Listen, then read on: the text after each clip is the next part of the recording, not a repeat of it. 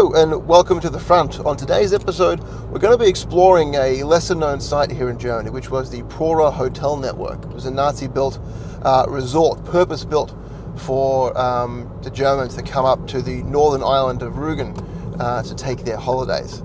I'm not sure what is left of the site today, but let's check it out.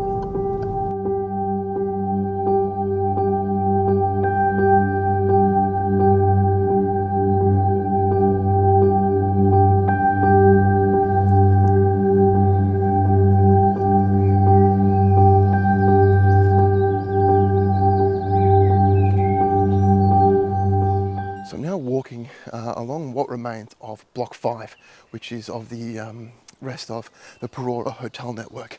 Built between the years of 1936 and 1939, it was designed to be the main hotel attraction resort for all the top-notch Nazis and really your everyday German to be able to come up here and enjoy a holiday. The site itself was never actually fully realised.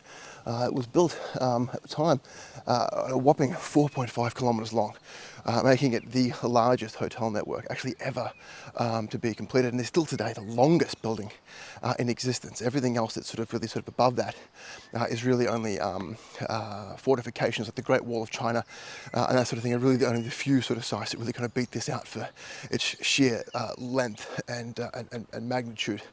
We'll just go back into it here, because we're one of the cool things about this area is that it's actually all now been turned into what remains of a hotel resort. That's just further down the very end. We'll go and explore that a little bit later. This is one of the very few areas which has actually been left by the local government here, not wanting to transform it. I imagine because it's in such a dilapidated stage. You can see really behind me just how devastatingly poor a condition this building is really in, and that's largely because, oops, come on, why is this doing that?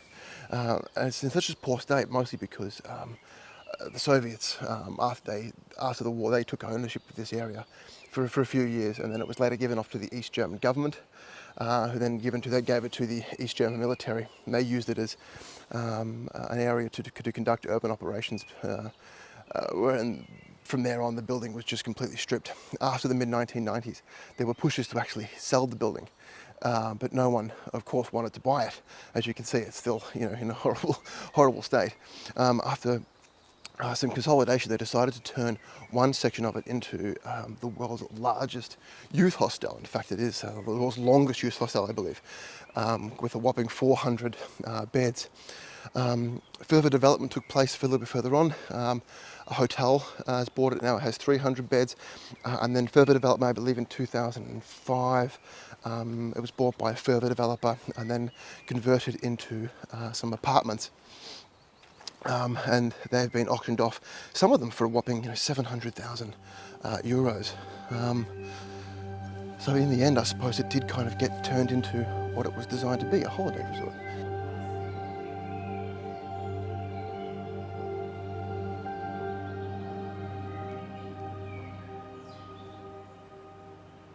So the way which I came in by this open gate has now been locked. So I need to find an alternative way out. And I think I may have just found it. The fence around this area is huge. And I don't really want to climb it, but it looks like I'm not the first person to have gone under the fence at this particular point. So let's get out of here.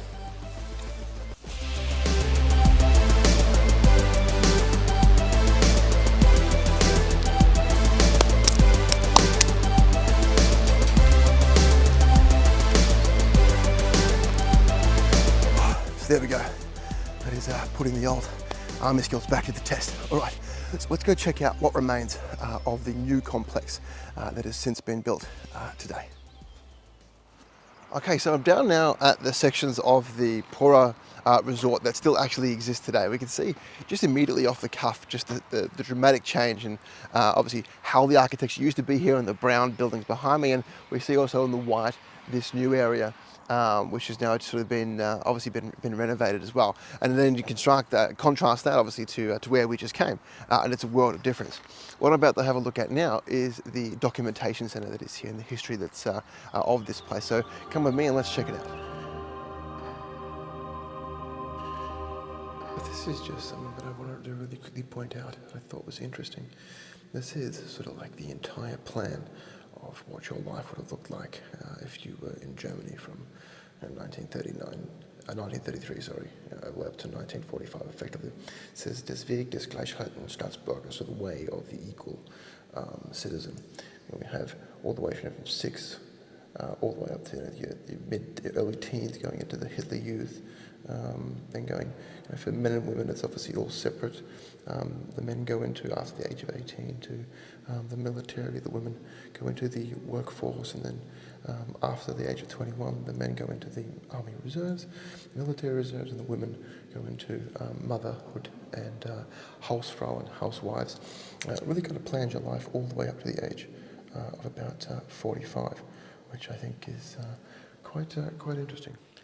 So from here we actually get an aerial view of what this place would have looked like. So we see just the magnitude really of it all the way down here. So that's sort of where we were a little bit earlier on, and we're currently standing in this building just up here, just here, where the museum is currently located. We can see here just how close it is to the beach, and how this was of particular interest for the Nazis to have their holiday resort here. Okay, so we just finished in the museum itself. A fantastic museum, I must say. It cost about €5 to go in, but everything unfortunately is in German. So if you can't read German, bad luck, really, unfortunately. But even if you can't, it's still worth going in because they have some great visuals there as well, and also some videos which have some English subtitles. So even if you can't read German, still well worth a visit. But now let's go check out what actually remains of the structure itself and what's been left behind.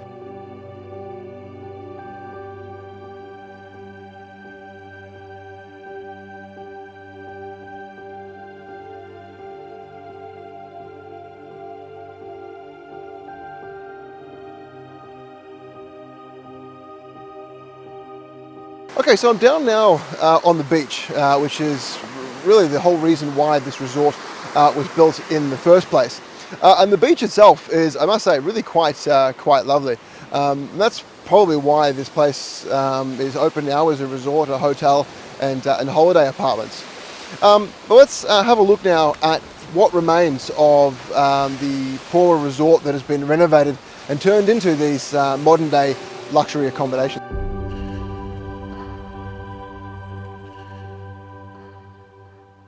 So I'm up here now on the new section of the Prora resort, and as you can see behind me, it really just keeps going. Like I said, it's 4.5 kilometers long, and I thought this would be a really good place to end today's video, because this whole area up here, I must say, is really quite difficult to describe. It's really stuck in two worlds, that of the Nazi regime and the modern Germany where it finds itself today. And I thought that's why this particular spot here is great to end, because behind me we have the new modern Germany, the Germany that is free, democratic, and has hope, I think, for everybody. And then behind me, just over here, we have the Nazi regime, the era that Germany is trying to leave behind today and build afresh on. And that's something that Germany is having to deal with on multiple levels, not just here, but in Berlin and other sites all over the country.